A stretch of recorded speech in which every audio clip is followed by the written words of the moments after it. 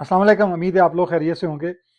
पिछली वीडियो में हमने प्रॉब्लम सॉल्विंग के ऊपर जो सीरीज़ शुरू की है उसमें पहले पार्ट में हमने देखा कि किस तरह से हमारे ब्रेन की ट्रेनिंग ना होने की वजह से प्रॉब्लम सॉल्विंग के ऊपर किस तरह से हमारे लिए मुश्किलात होती हैं किसी भी प्रॉब्लम को सॉल्व करने के लिए या किसी भी डिसीजन मेकिंग के लिए क्रिटिकल थिंकिंग में कितने चैलेंजेस होते हैं और इसमें ब्रेन की ट्रेनिंग कितनी ज़रूरी है।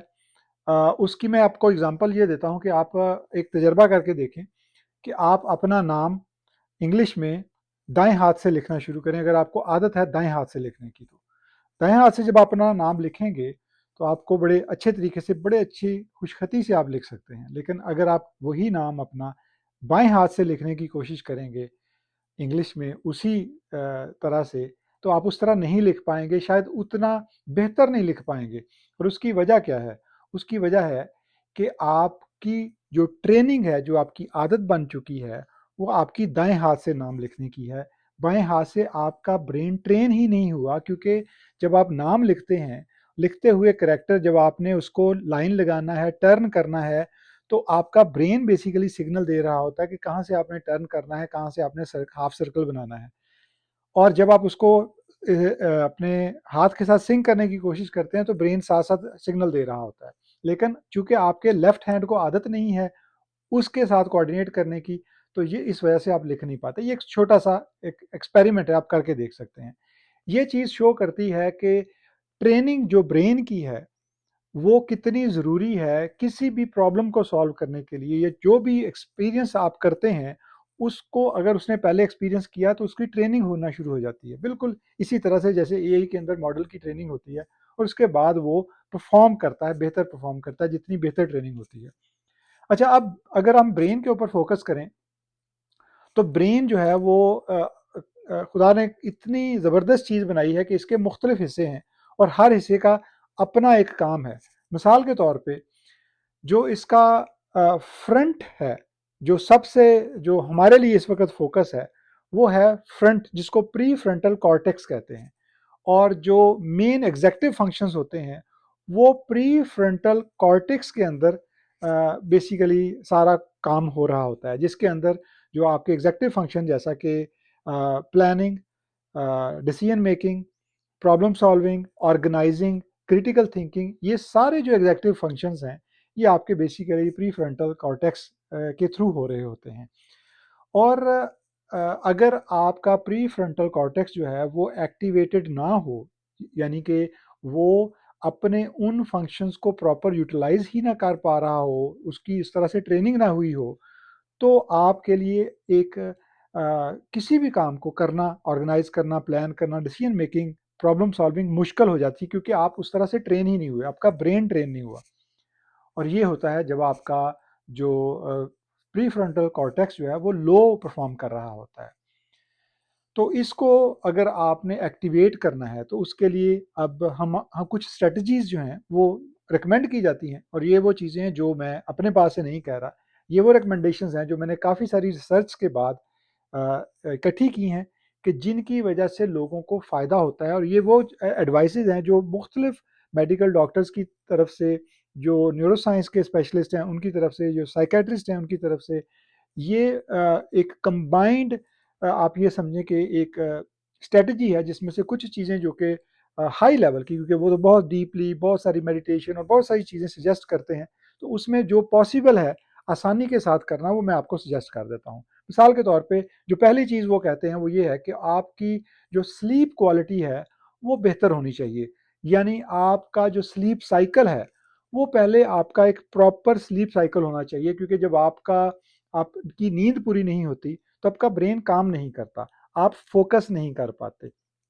और ये बहुत ही ज़रूरी है, क्योंकि अगर आप देखें तो जो अल्लाह ताला ने जो एक निज़ाम बनाया है सोने का, वो इसलिए होता है कि आपका जो ब्रेन है और आपकी पूरी बॉडी जो है वो रिफ़्रेश हो जाती है, आपकी थकावट दूर हो जाती है जब आप नींद पूरी करते हैं। तो नंबर वन, आपका जो स्लीप साइकिल है वो ठीक होना चाहिए। यानी ये नहीं होना चाहिए अगर आप लेट नाइट तक जागते हैं और सुबह लेट उठते हैं तो आप थोड़ा सा उस नेचुरल साइकिल को ब्रेक कर रहे हैं। या अगर आप लेट सोते हैं और सुबह जल्दी उठते हैं तो आपकी नींद पूरी नहीं होती और आपका जो ब्रेन है वो फोकस नहीं कर पाता चीज़ों पे उस तरह से जिस तरह करना चाहिए। उसके बाद जो अगली चीज़ जो वो रिकमेंड करते हैं वो है मेडिटेशन, और हमारे केस में नमाज। अब बहुत सारे लोग जो हैं वो मेडिटेट करते हैं, और मेडिटेशन का मकसद ये होता है कि वो बेसिकली उसमें कुछ चीज़ें हैं जैसे कि डीप ब्रीथिंग है, उसकी एक्सरसाइजेज हैं जो कि और एक आप ये समझे कि मेडिकल रिवाइव कर देती है अपनी बॉडी को, वो इस तरह से कि आप जब ब्रीथ करते हैं तो आपके तमाम जो ऑर्गन्स हैं उनको ऑक्सीजन प्रॉपर मिल रही होती है, क्योंकि आमतौर पे हम ब्रीथ करते हैं अपने चेस्ट से, और उसका नुकसान ये होता है कि जो प्रॉपर जो ऑक्सीजन है वो हमारे अंदर डीप तक नहीं जा पाती, और आम तौर पे जब हम परेशान होते हैं, एंग्जाइटी में होते हैं, तो हम चेस्ट से ब्रीथ करते हैं, शॉर्ट ब्रीदिंग ब्रीदिंग करते हैं, और शॉर्ट ब्रीदिंग जो है वो एंग्जाइटी के अंदर, स्ट्रेस के अंदर होती है। जब आप डीप ब्रीदिंग करते हैं तो आम तौर पे वो आपको रिलैक्स करती है, और उसका बहुत सारा फ़ायदा भी होता है। ये तो है मेडिटेशन, अगर आप मेडिकली देखें तो। अब इसमें अगर आपने देखा हो बहुत सारे लोग योगा करते हैं तो वो योगा के अंदर डीप ब्रीथिंग भी करते हैं, और प्लस ये कि वो एक और चीज़ करते हैं जो बेसिकली हमें नमाज में मिल गई है, और वो है सजदा।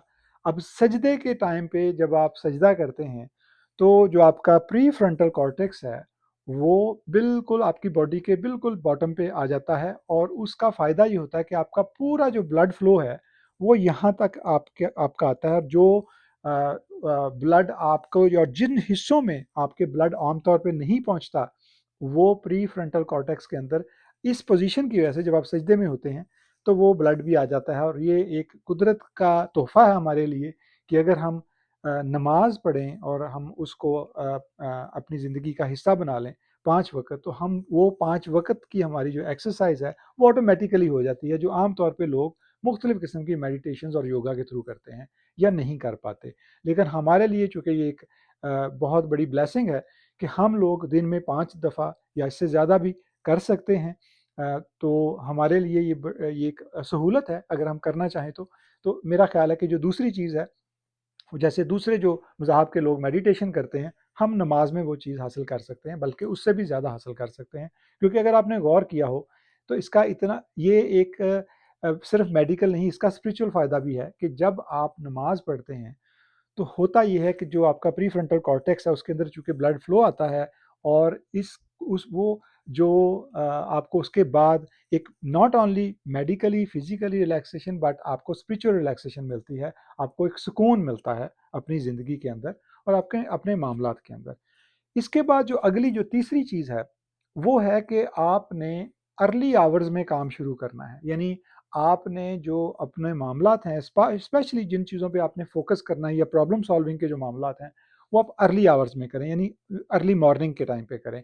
उसका फ़ायदा ये क्या होता है? उसका फ़ायदा ये होता है कि आप उस वक़्त फ्रेश माइंड के साथ होते हैं। और उस वक़्त आप जो सारे दिन की जो आपकी रूटीन जो स्ट्रेस होती है, जो मामलात में आपने बहुत सारी चीज़ें देखनी होती हैं, उनसे आप उस वक़्त आज़ाद होते हैं। तो उस वक़्त आपका दिमाग जो है वो फ़ोकस कर सकता है, और ये बहुत ही ज़रूरी चीज़ है कि आपने अगर अर्ली मॉर्निंग करें, अगर आप रूटीन बना लें, तो बहुत सारी चीज़ें जो आप जिसमें आपने प्रॉब्लम सॉल्विंग या क्रिटिकल थिंकिंग करनी होती है, वो आपकी सुबह के वक़्त ज़्यादा बेहतर तरीके से और कम वक़्त में भी हो सकती है। क्योंकि आपका जो दिमाग है वो ज़्यादा फ्रेश होता है।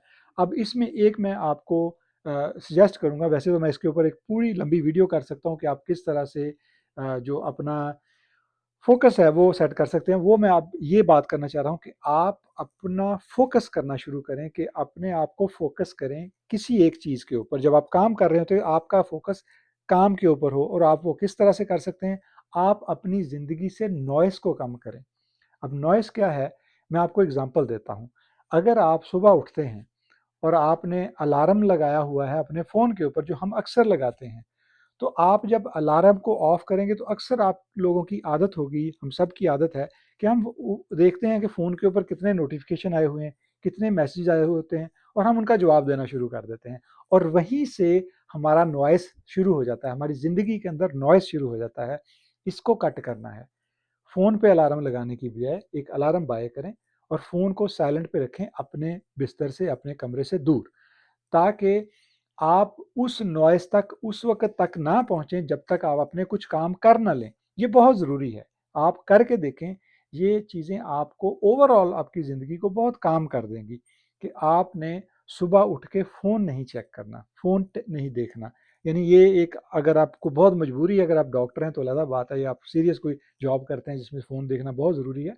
अदरवाइज़ एटलीस्ट सोशल मीडिया को थोड़ा-सा खैर-बाद कह सकते हैं, और आप उस सुबह के टाइम को फ्रेश माइंड के साथ अपने इन कामों पे, जो प्रॉब्लम सॉल्विंग के काम हैं, जिनमें आप समझते हैं कि आपको चैलेंजेस हैं, वो आप उस वक़्त करें। और जैसे मैंने कहा कि एक तो ये ज़िंदगी से नॉइज़ कम करें, और उसका एक सबसे बड़ा आला जो है वो हमारी जेब में होता है, उसको थोड़ा-सा कम करें, एटलीस्ट सुबह के वक़्त उसको कम करें जब आपने काम करना हो। और अगर आप फॉर एग्ज़ाम्पल सुबह के वक़्त नहीं भी करते, आप दिन के वक़्त ऑफ़िस में काम कर रहे हैं और उस वक़्त आप प्रोग्रामिंग कर रहे हैं, प्रॉब्लम सॉल्विंग कर रहे हैं, कोई प्रोजेक्ट पे काम कर रहे हैं, तो एटलीस्ट इसको साइलेंट पे रखें। अगर आप बार-बार डिस्ट्रैक्ट होंगे और इस पे आएँगे, फिर काम करने की कोशिश करेंगे, आप उस काम पे फ़ोकस नहीं कर पाएँगे। आप वो प्रॉब्लम समझ ही नहीं पाएँगे, क्योंकि आपको प्रॉब्लम सॉल्व करने के लिए प्रॉब्लम को समझना ज़रूरी है। तो इसलिए आप अगर अपने फ़ोन को थोड़ा-सा ऑफ कर देंगे, तो आपके लिए फ़ोकस करना बेहतर हो जाएगा, आपकी प्रॉब्लम सॉल्विंग बेहतर हो जाएगी। इसके अलावा जैसा कि मैंने कहा कि आपने एक और चीज़ जो बेसिकली जो अक्सर मैं कहा करता हूँ कि one thing at a time, आप एक वक़्त में एक काम करें। अगर आपके पास एक बड़ा प्रोजेक्ट आ गया है, बड़ा चैलेंज आ गया है, तो स्टेप्स में काम करें। एक वक़्त में एक चीज़ पकड़ें, उसको सॉल्व करें, उसके बाद अगली चीज़ पकड़ें, उसको सॉल्व करें। इस तरह से स्टेप बाय स्टेप आप उसको बिल्ड करते जाएँ, और यही तरीकाकार है जो आपको बड़ी-बड़ी एप्लीकेशंस, बड़े-बड़े प्रोजेक्ट्स, बड़ी-बड़ी SaaS एप्लीकेशन नज़र आती हैं, वो असल में एक छोटे प्रोजेक्ट से शुरू होती हैं, और उसके बाद वो उसको बिल्ड करते जाते हैं और उसमें फीचर ऐड करते जाते हैं। यही वजह है कि आपको पता चलता है कि ये पहला वर्जन था, अब दूसरे वर्जन में और फीचर ऐड हो गए, तीसरे वर्जन में और फीचर ऐड हो गए। होता यही है, पहले एक छोटी चीज़ बनाई जाती है, फिर उसके बाद चीज़ें उसमें ऐड अप की जाती हैं, फीचर्स ऐड किए जाते हैं। इसके अलावा एक और चीज़ जो बहुत ही हेल्पफुल है, वो है फिजिकल एक्टिविटी, जिसको हम बड़ा ओवरलुक करते हैं। अ, फिजिकल एक्टिविटी जो है वो, अब उसमें मुख्तलिफ चीज़ें हैं। मिसाल के तौर पे कुछ लोग जो हैं वो बहुत सारा टाइम नहीं निकाल पाते फिजिकल एक्टिविटी को, लेकिन मेरा ये ख्याल है कि ये इतना ही ज़रूरी है जितना आपके लिए पैसे कमाना ज़रूरी है। क्योंकि अगर आप पैसा कमाते कमाते अपनी सेहत लूज़ कर देंगे, तो वो शायद आपको ज़्यादा नुकसान देगा। और इसके साथ इसके मल्टीपल बेनिफिट्स हैं। जैसे आपको वैसे तो आपके जो बाकी प्रॉब्लम है, आपके ब्लड प्रेशर, डायबिटीज़ और जो कार्डियक इश्यूज़ हैं, वो तो इसको कम करेगी ही करेगी। लेकिन जो सबसे बड़ा फ़ायदा इस केस में जो हम अभी डिस्कस कर रहे हैं, वो ये है कि ये मेडिकली प्रूवन है कि जब आप फिज़िकल एक्टिविटी करते हैं, तो आपकी बॉडी के अंदर सर्टेन हार्मोन्स रिलीज़ होते हैं, जो आपके पीएफसी के लिए, प्रीफ्रंटल कॉर्टेक्स के लिए बहुत फ़ायदेमंद होते हैं, और वो उसको स्टिमुलेट करते हैं, उसको एक्टिवेट करते हैं। तो फिज़िकल एक्टिविटी बहुत ज़रूरी है। अगर कोशिश करें कि अगर आप दिन में आधा घंटा भी कर सकें, ये आपको बहुत पॉज़िटिव इफ़ेक्ट करेगी। ये आपका ब्रेन जो है, आपका जो माइंडसेट है, उसको एक्टिवेट करने में बहुत हेल्प करेगी। अच्छा, एंड पे मैं एक चीज़ जो कहना चाह रहा हूँ वो है फूड। अब फूड जो है वो सब लोग बहुत बेहतर नहीं खा पाते, लेकिन कोशिश ये करें कि जो जंक फूड है उसको अवॉइड करें, हेल्दी फूड खाएँ, क्योंकि आपके ओवरऑल जिस्म पे और आपके ब्रेन पे जंक फूड का नेगेटिव इफ़ेक्ट होता है, हेल्दी फूड का पॉजिटिव इफ़ेक्ट होता है। कोशिश करें जंक फूड ना खाएँ, हेल्दी फूड खाएँ, और अगर बहुत ज़्यादा हेल्दी यानी कि आप नट्स नहीं खा सकते, फ्रूट नहीं खा सकते, बहुत बेहतर चीज़ें फ़िश नहीं खा सकते, तो कम से कम जंक फूड तो ना खाएँ, ताकि आपको नुकसान ना हो। अगर आपको बहुत ज़्यादा फूड का फ़ायदा ना भी हो सकता हो, तो एटलीस्ट नुकसान ना हो। ये वो चीज़ें हैं, चंद चीज़ें मैंने आपसे डिस्कस की हैं, जो मेरी ऑब्ज़र्वेशन में बहुत सारी रिसर्चेज़ ने साबित की हैं कि ये चीज़ें हैं जो आपके पीएफसी को एक्टिवेट कर सकती हैं।